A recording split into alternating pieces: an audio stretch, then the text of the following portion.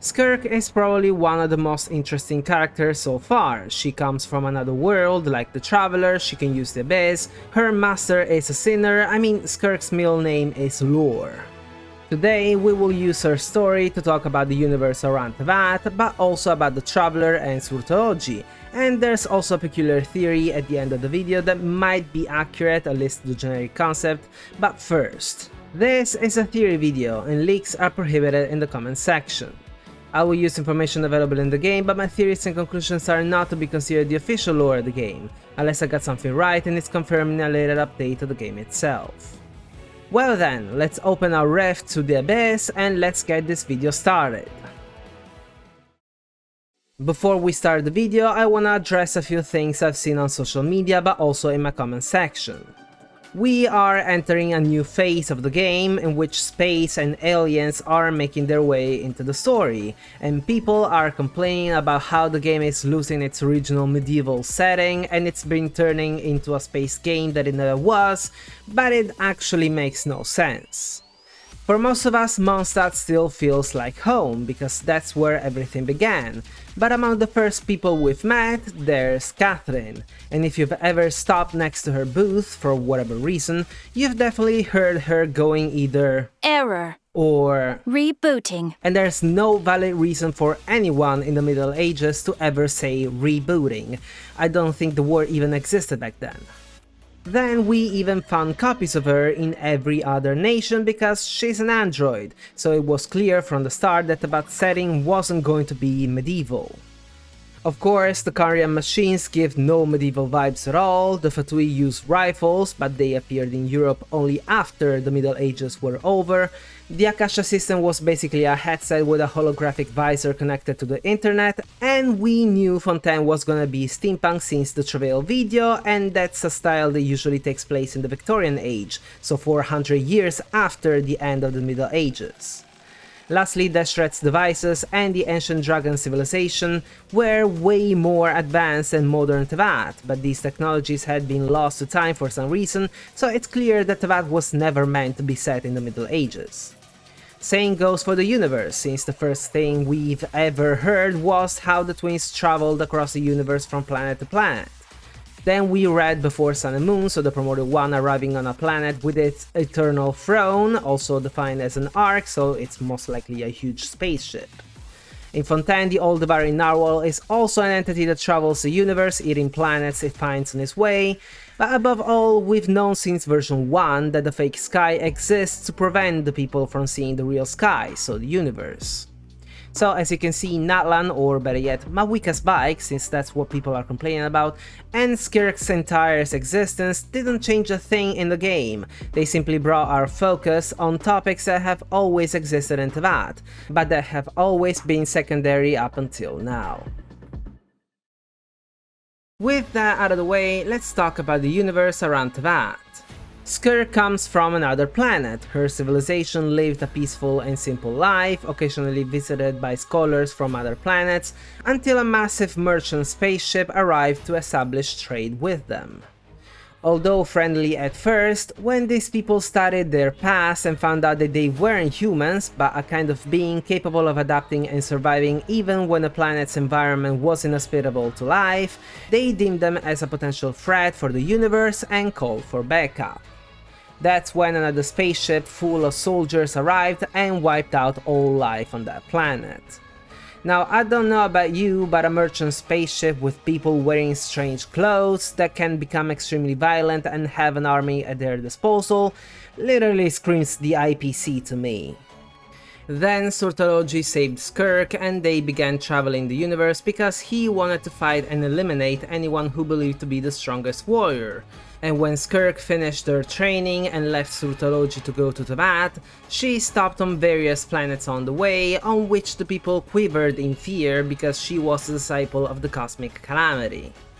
This finally disproves the old theory that the universe is desolate, or that Teyvat is the last planet that still hosts life, something that had been actually already disproved because of the witch we call Octavia, who has also been traveling the universe ever since her home planet was destroyed, rarely coming back to Teyvat, and I think she is the one bringing Alice news about other civilizations, like the concept of idols she then taught Barbara. My thought here is simple. Our solar system in ShadowXImpact is cut off from the rest of the universe because of an imaginary barrier. Wealth was somehow teleported beyond that barrier, ended up in Honkai's star rail, so Teyvat potentially exists in that same universe, and it's a, let's say, simulated world made up of memories hidden inside the eggshell, which is very similar to Amphorius. I think Teyvat will eventually be released on the old world of the dragons, and who knows, maybe we will see the Astral Express in the sky of this new Teyvat someday. Now, the main and biggest piece of info we got from Skirk's story is that the Abyss isn't just a Teyvat exclusive thing, it exists throughout the universe, and Skirk's civilization was wiped out also because they have always, but unknowingly, been coexisting with the Abyss, which tainted them even though they never used it. Furthermore, the Abyss can also store memories. Surtalogi learned Skirk's language by studying the memories of her civilization contained in the Abyss, and now Surtalogi and Skirk leave each other messages into the Abyss to talk to each other despite the distance between them.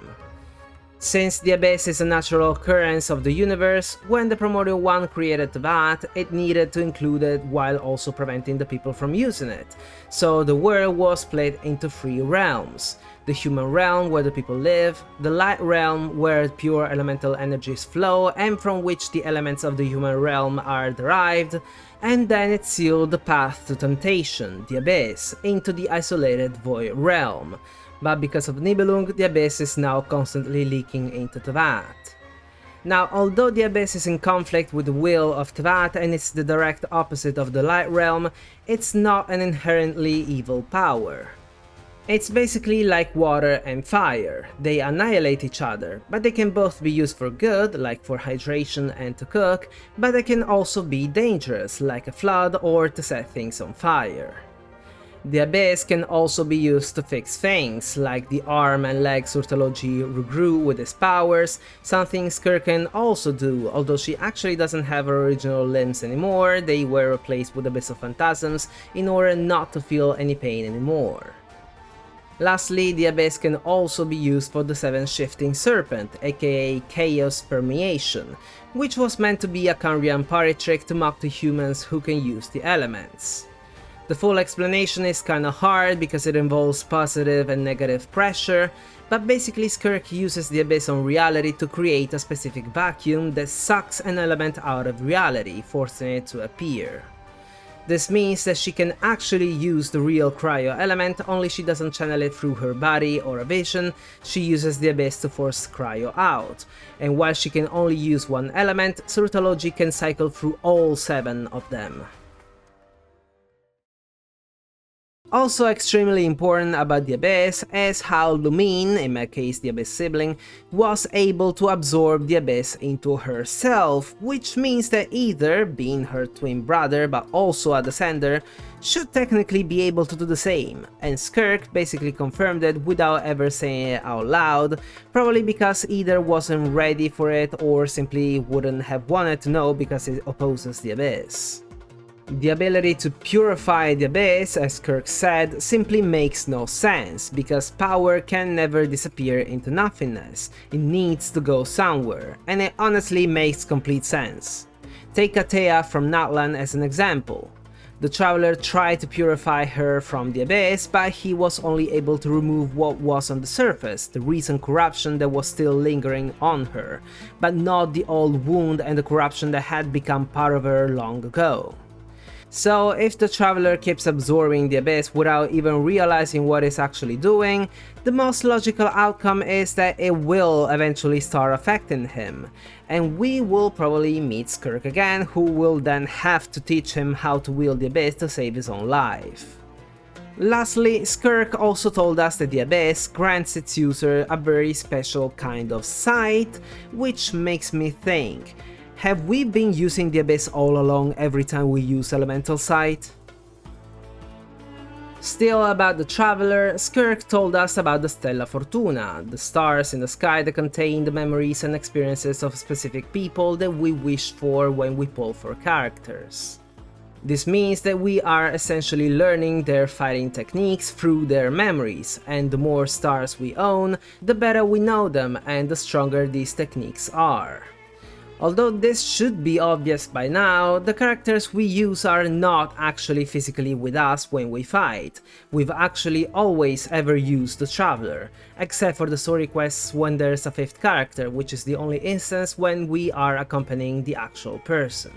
I mean, we don't walk around Teyvat with an entourage of people ready to help us in battle, and this is why Paimon goes like, "Long time no see!" when we go back to, for example, Liyue during Lantern Rite, and also why some characters meet for the first time during the events. If they've been with us all along, then how did Jean and Albedo work for months to lure out the Sasbedos in 5.6, right? Now, although we've been using people's fighting techniques since the start of the game, the Traveler has only now learned to do that thanks to Skirk's training, so we've been basically using a future version of the Traveler all along, and the next time you'll use someone like Wriothesley or Chongyun, you'll know that you're essentially using a Traveler who's already acquired Cryo in Snezhnaya, even though that hasn't happened in the story yet. Now, the Stella Fortuna comes with a problem, namely Skirk and Neuvillette, who, as entities from beyond Teyvat, don't have a constellation at all, even though they still have one with stars that we can pull for. But there's a solution to that, and it comes from the fact that there's a prophecy about both of them. Fate has somehow records of them in the stars. As we said before, the Abyss can store memories. Skirk has always coexisted with the Abyss, and the original Water Dragon has used the Abyss to fight the Heavenly Principles, so Fate, being the creation of yet another entity that comes from beyond Teyvat, can simply most likely tap into the memories of the Abyss. And this is also why Aloy has no stars in her constellation, because she has just appeared in this entire universe for the first time.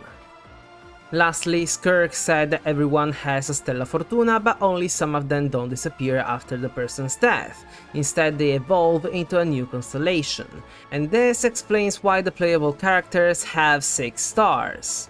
That's the amount of times they have reincarnated into a new person. When it comes to Surtalogi, things are both easy and hard to understand. He was born in prison because he was the son of a criminal, and as a consequence he basically grew up as an outcast, wandering the streets, criticized by everyone, but despite that he always wore a smile on his face. He then met Skofnungr, a rich kid his age who had an incurable sickness that Surtalogi, after stealing a forbidden book from the Universitas Magistrorum, managed to heal.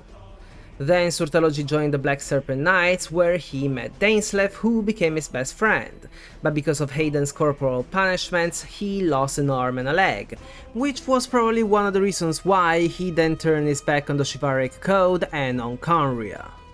When Lumine absorbed the Abyss, she then split it in 6 parts, 5 of which went to those who later became known as the Sinners of Khaenri'ah because they never used these world-shattering powers to save the nation during the Cataclysm.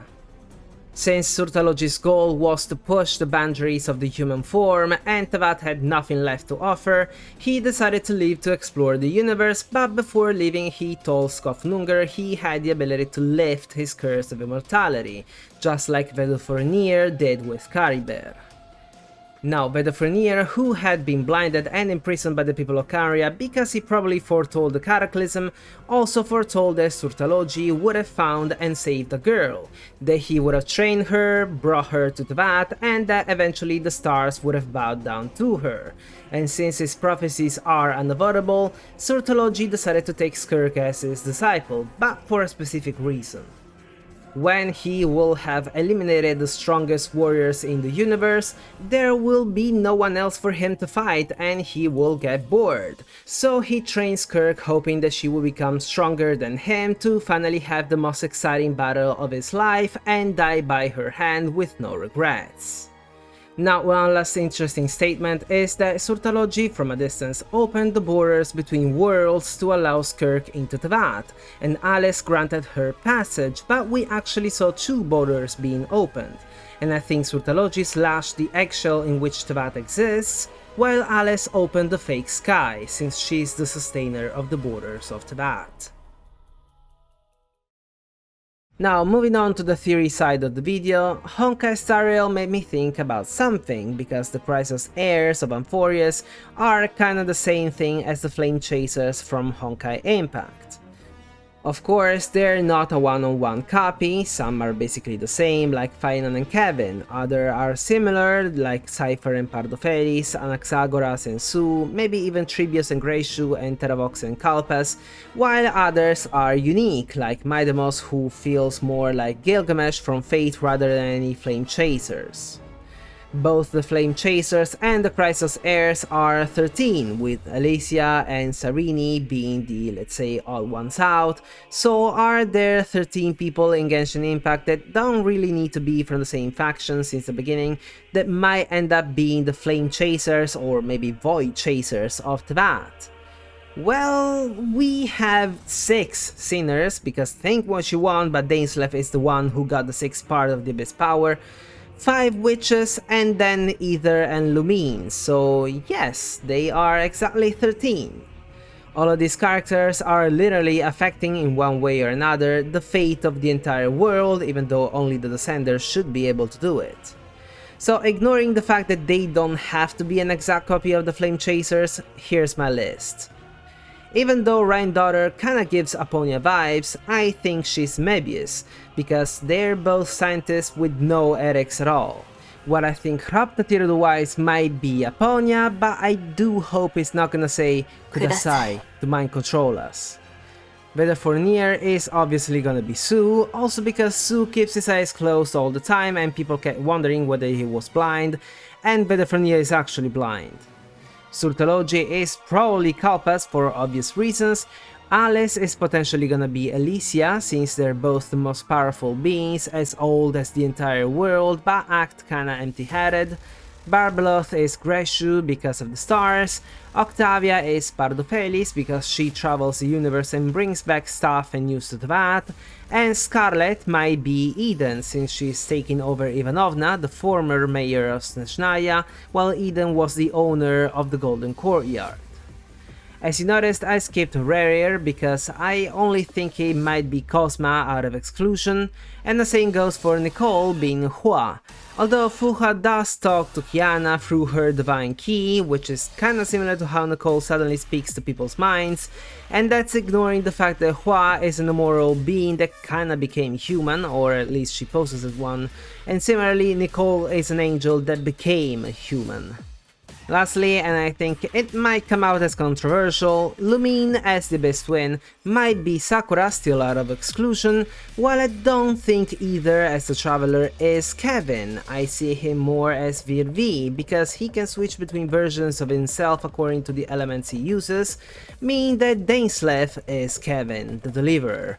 You know, a nice, quiet, righteous knight who became borderline evil and cold, willing to stop the revival of his own nation to save the world. It kinda fits Kevin's description, although as you probably know by now, I don't trust Dainsleif at all.